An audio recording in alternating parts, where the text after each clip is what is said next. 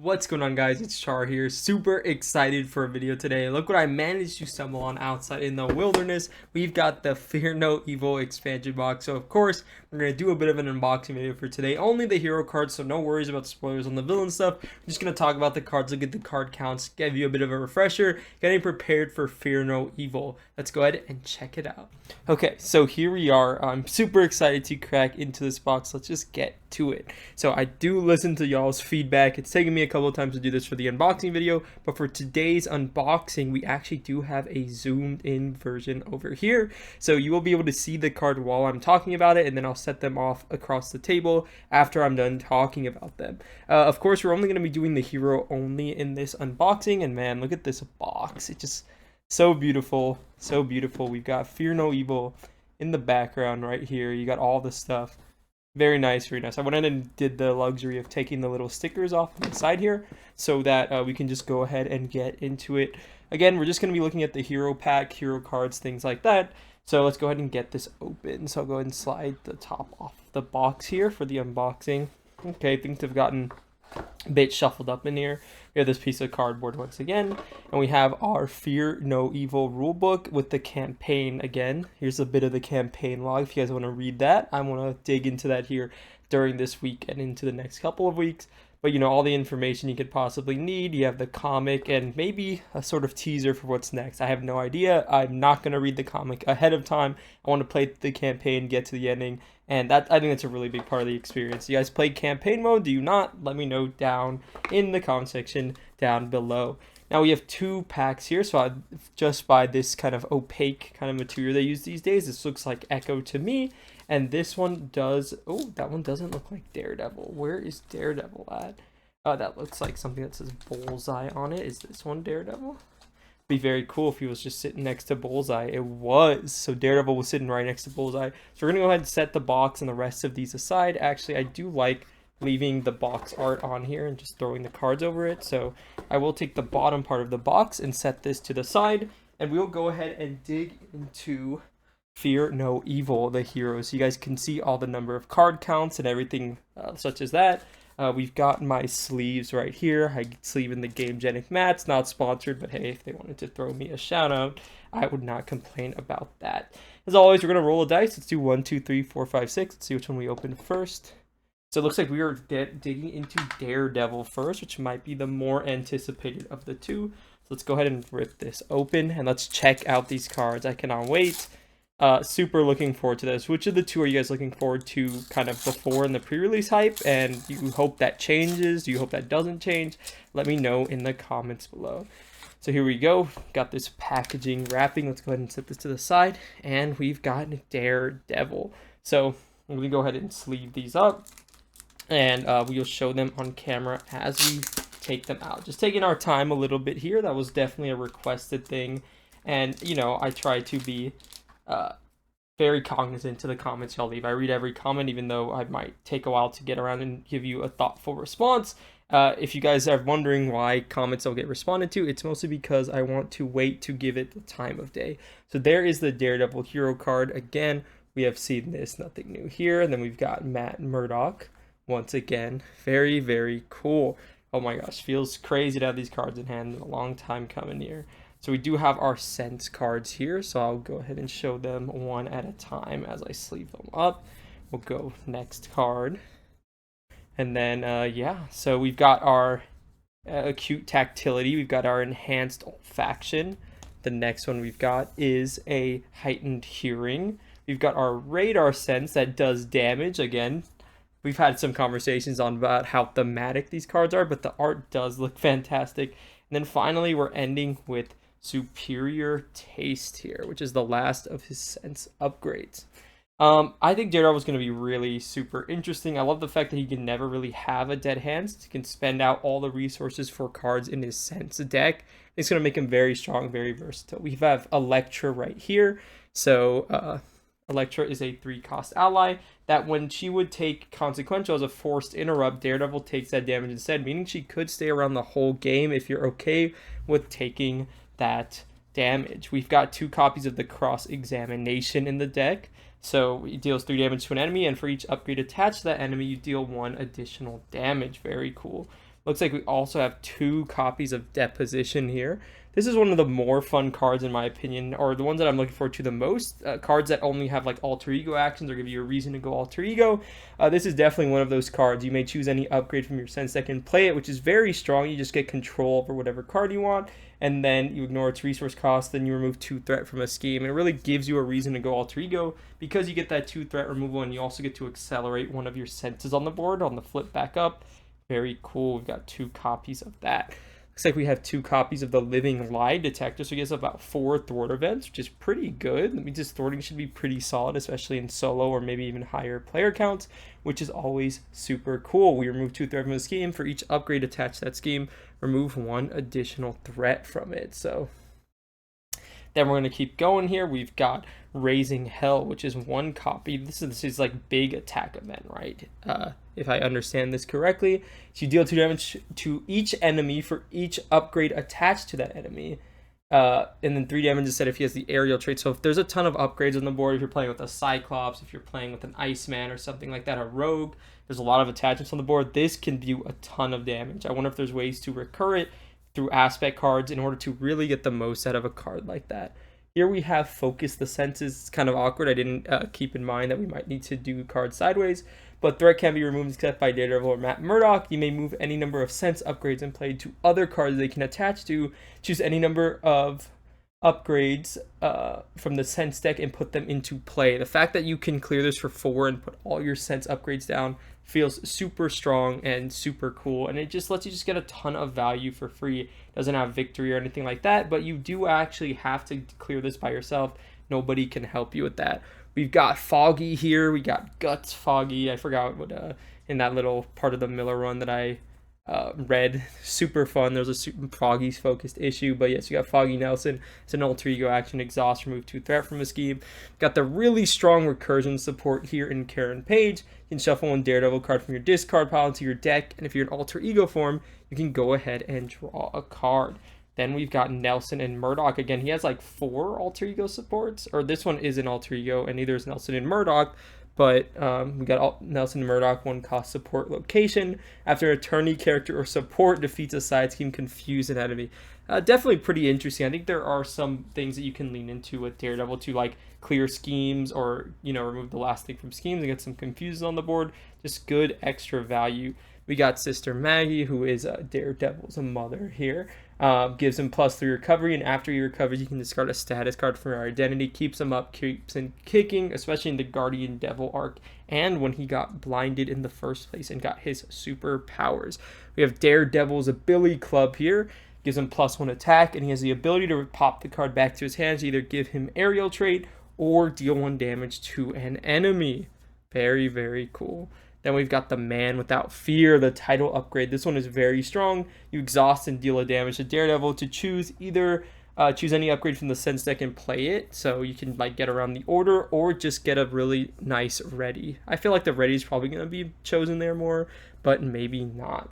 Then we get all the ones that FFG had the honor of letting me reveal, along with like other events. We have Cloak and Dagger here from the Con of Heroes that they were revealed at. Super cool. We've got the Blind Spot Ally, Genius Martial Artist. After Blind Spot thwarts, confuse an enemy with an upgrade attached, which should not be hard at all with this.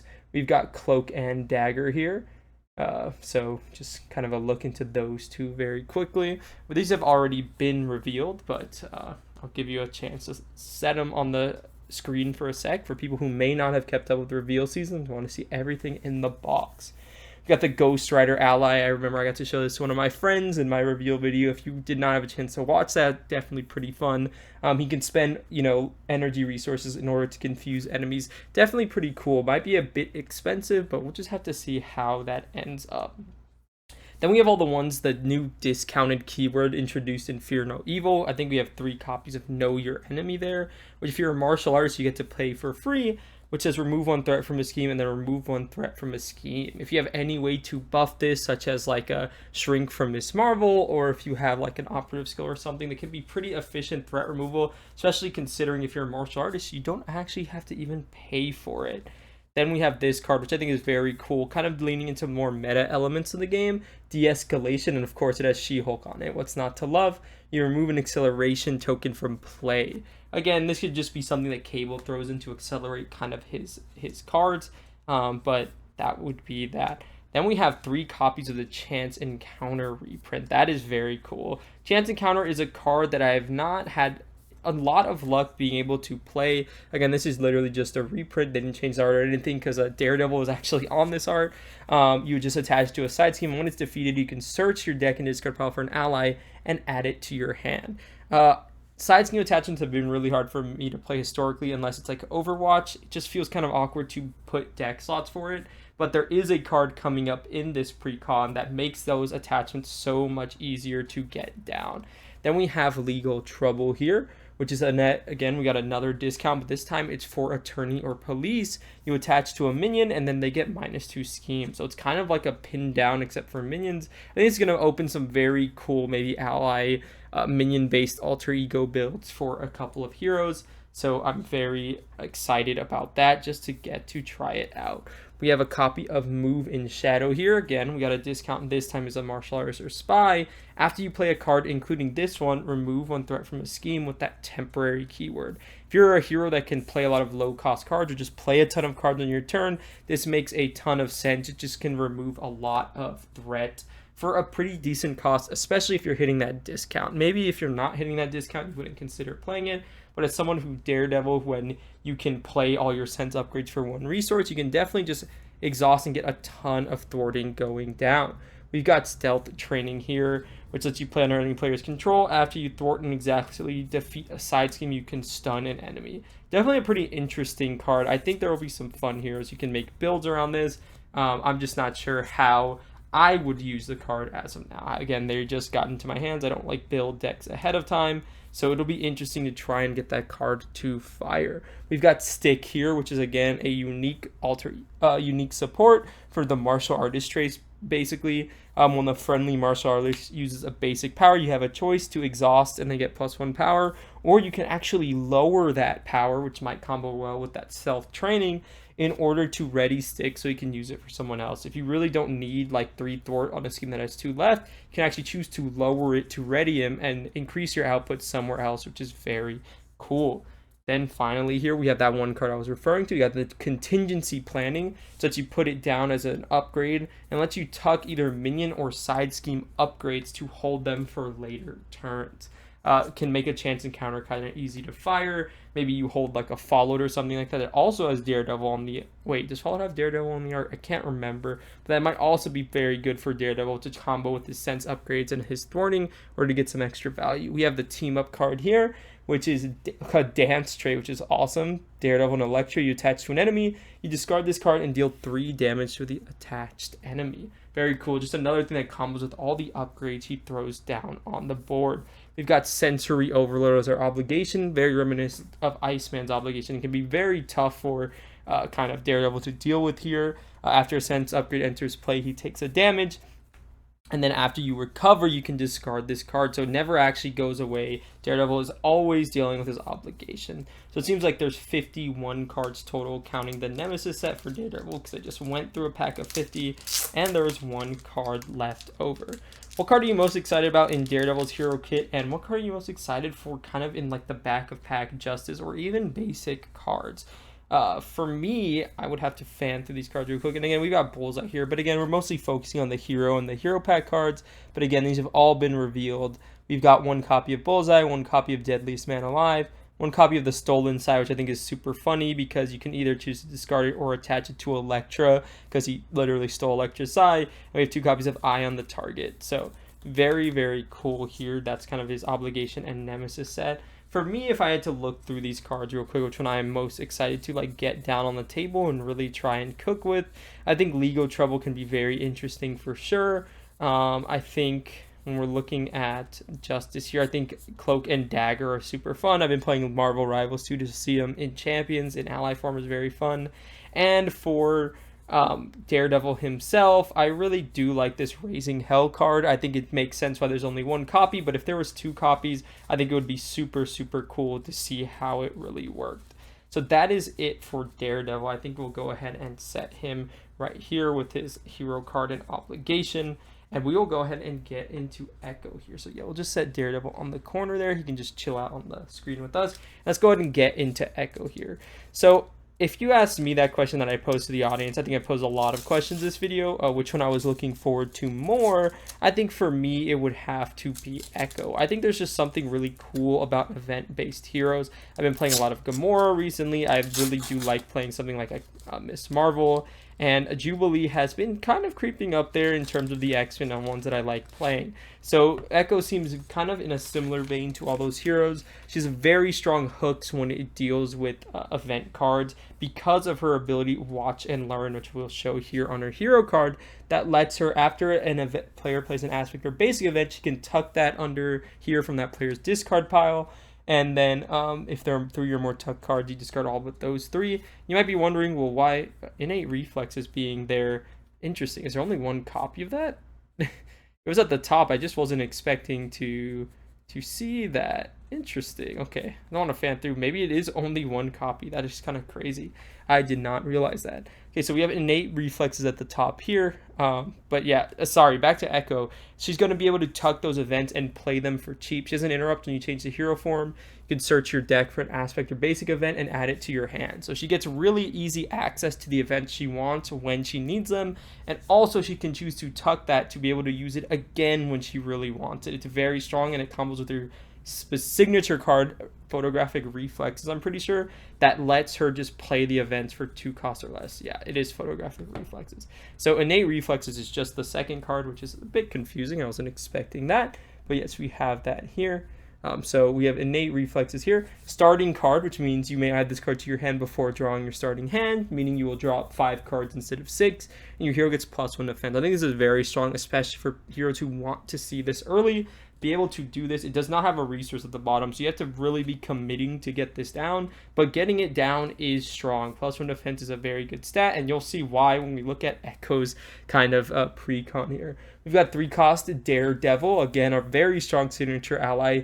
3 cost, 2/2 stat line with 3 health. After you use the basic power, you can reduce the cost of the next event you play by 1. It's almost like he's a helicarrier for 3 turns, and if you keep him around, he can be even better.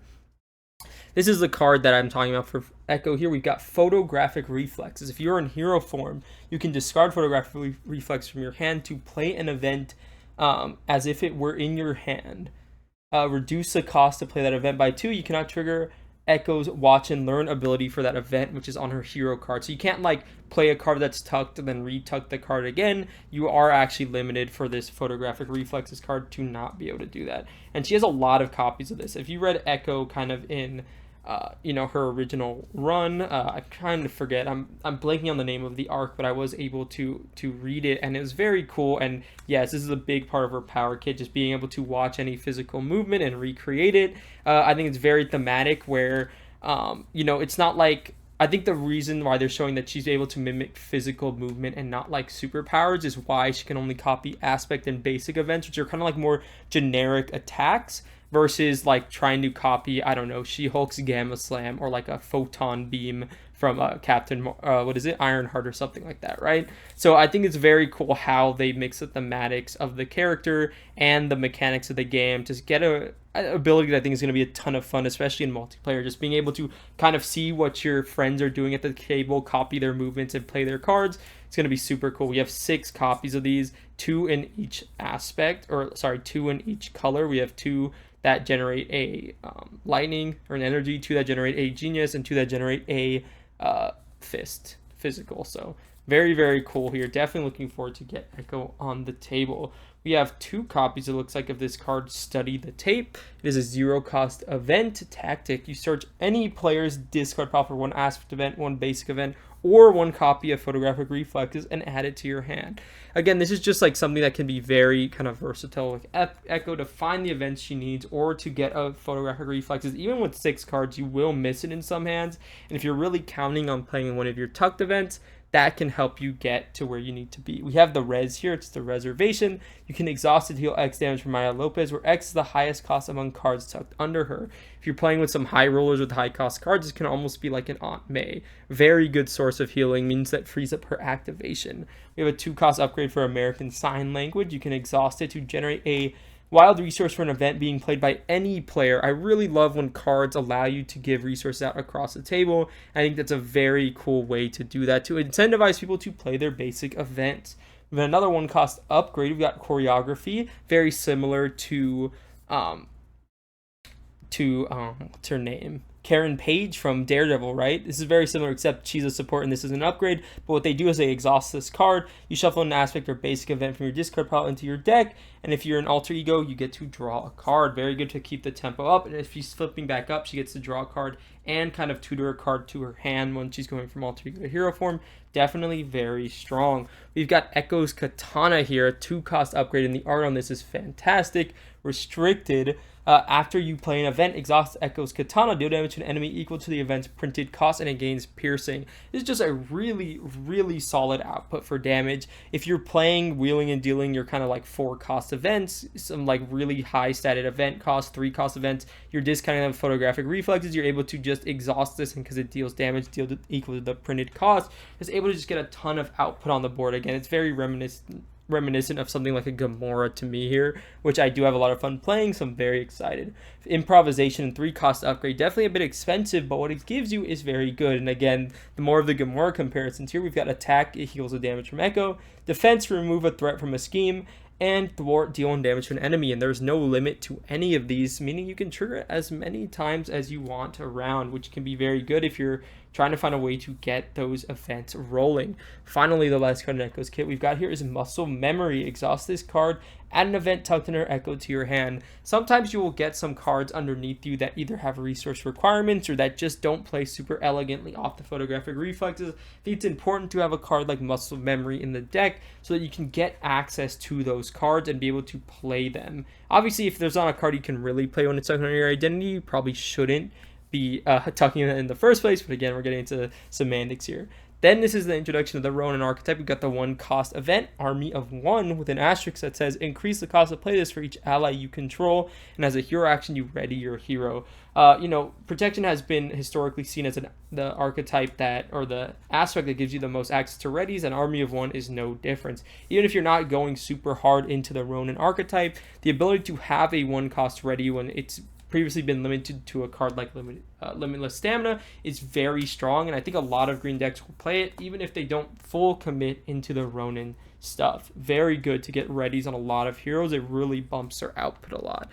This one's an interesting card here. Again, this might be something that Gamora is looking into. Get their attention. Hero Interrupt, defense and thwart. When enemy initiates an attack, we remove 3 threat from a scheme. This is a way to get some thwart output in protection, and because it is defense traded, I think you do redirect the attack. Please correct me on that if I'm wrong, but I'm pretty sure because this has a defense trait, it makes you the defender, which means you can proc kind of like interesting things if you have like defensive synergies, or you just want to clear a scheme on the enemy phase.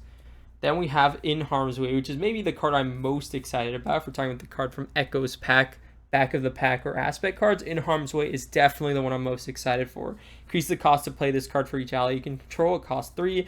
Then you deal X damage to an enemy and remove X threat from a scheme where X is equal to your defense. There's a lot of heroes in this game, especially with the introduction of these innate cards, like the innate reflexes we have here. Also, we've got like a combat vest and armored vest and protective conditioning, or I forgot, defensive conditioning, right? Those are 3 ways to get +3 to your defense. A lot of heroes have 3 defense built in, so In Harm's Way is 6 damage and 6 threat, and it just gets even crazier after that. If your hero has its own defense buff, it can do 7 threat and 7 damage, and then it goes crazier and crazier past there. I think this card is very good for getting output in green, and I think it's going to be super fun to find ways and heroes it's very fun in. We've got a reprint, actually, of Powerful Punch here. This art is from the Defenders run by Bendis. Very cool. I forget the artist, but the art in that book is fantastic. Please seek it out. It's only 10 issues. It never had like a proper ending, but it's definitely a fun time if you're really trying to get a feel for who the defenders are, at least the defenders that are coming in this Fear No Evil expansion and the rest of the wave proper. Very fun, powerful punch. Definitely a classic card here. We've got another new card here with 3 copies. We've got the best offense. So we've got a temporary keyword, your hero gets +1 defense, and then you also get to use your defense in place of your thwart and attack. Ignore any modifiers to your thwart and attack. So it's definitely interesting if you want to get like a really big activation or a really big thwart. This is a way to kind of buff it for a turn. Maybe if you're playing that in harm's way, this gets you more output on that turn in addition to using your activation. I could definitely see ways. It's definitely interesting. The temporary makes it a bit awkward to play around, but if you can do it, that is definitely one thing to do. We have a unique upgrade here. We've got the Ronin upgrade, which means if in a multiplayer game, you cannot all be Ronin, so somebody has to take the pick, but you do not control any allies, which is a very harsh restriction. What you do get is your hero gets +1 defense and retaliate 1. So they're both very, very good stats for a 1-cost card at the cost of not having allies. You can choose to turn it off if you want to play an ally, block with the ally, and then it reactivates. It's not like it discards itself, so you can still play around and maybe cheat it a little bit, but when you are alone, you are the Ronin. Speaking of being alone, we've got Standalone here, a 1-cost upgrade. I love the card Indomitable, and this feels like a side grade to it, especially in multiplayer, and in a lot of cases, probably a lot better. When an enemy would attack you before any defender is declared, if you do not control any allies, you can exhaust Standalone to ready your hero. Super cool. I love the fact that it procs on an enemy. So let's say even if you are going first and you can basic defend the villain, if a minion activates against you afterwards, it does ready you up. Obviously, in multiplayer, this is going to be the best use. Hopefully, you're not going first that round. You block for somebody else. When it comes to your turn, you can ready up and then choose to block for yourself or save that block for someone else. Very cool. Very, very cool. We've got the Daredevil and Echo team-up cards. See no evil, hear no evil. Very cool. We've got hero action attack / thwart. Choose 2 of any of the following. You may choose the same option twice. Either deal 3 damage to an enemy or remove 3 threat for a scheme. This is an extremely, extremely efficient event. Obviously, Echo's going to have a much easier time playing this than Daredevil because he is her signature ally, but it's not vice versa. Very, very strong, and you can kind of recur this off of her ability Watch and Learn. Having access to a modular 3 damage and 3 threat every single round, or 6 damage or 6 threat, is going to be very, very strong for Echo, especially at lower player counts. I can definitely see that going off. We've got a superpower training reprint here with, I think, Cloak and Dagger beating up a Thanos dummy, which is just super fun, super funny. We know what superpower training does, so we don't have to go too hard on that. Then we have 3 basic doubles. So if you notice, Daredevil did not come with the basic doubles here. I think it's because his kit is so kind of cheap that they felt like he didn't really need them because he can kind of spend his hand so easily. So you have energy there, very cool art. We have Genius, which is actually commissioned art. This is not from the comics here. We have Daredevil kind of doing his, not a dissertation, but he's kind of, doing his attorney shtick. He's in the court of law, his deposition maybe. And then we have Strength here, which is, again, from that Bendis Defenders run. Very, very cool. We'll get that out of there. And yeah, so to wrap up on Echo, we just have her Obligation and her Nemesis set. So we got Raised by Kingpin, and then we also have Kingpin proper. He is a villain, as we know in the Fear No Evil expansion. It's not like a secret like Agents of S.H.I.E.L.D. had a redacted or whatnot. We do know the final box villain is Kingpin here. So we'll just go ahead and sleeve this up, and that'll be the end for our unboxing. I am super looking forward to get this down on the table. This is actually from Echo's introductory art, this art right here. So the rest of these, I'm not super sure. I think the alt art is commissioned art. I think this one is also from the introductory arc as well, the manipulation. But yes, we got Raised by Kingpin, Kingpin himself, Master Manipulator, 2 copies of Kingpin's Henchman, where they just have guard 4 health and Kingpin cannot take damage. And we have Pawn of Kingpin here. So that is the whole Nemesis set. We'll get like a 1x1 if you guys want to take a look at those. Yeah, we're not focusing on the villain cards or anything like that today. We will talk about her Obligation, though, because we did talk about it for Daredevil, which is Raised by Kingpin. You give to Maya Lopez, you cannot deal damage to Kingpin. So when revealed, it finds him and puts him into play engaged with you. This is a response. After you thwart, place that threat here. If there's 4 or more threat here, remove this card from the game. So you just have to thwart for 4, and it removes it from the game, unlike Daredevil that is to deal with the entire game.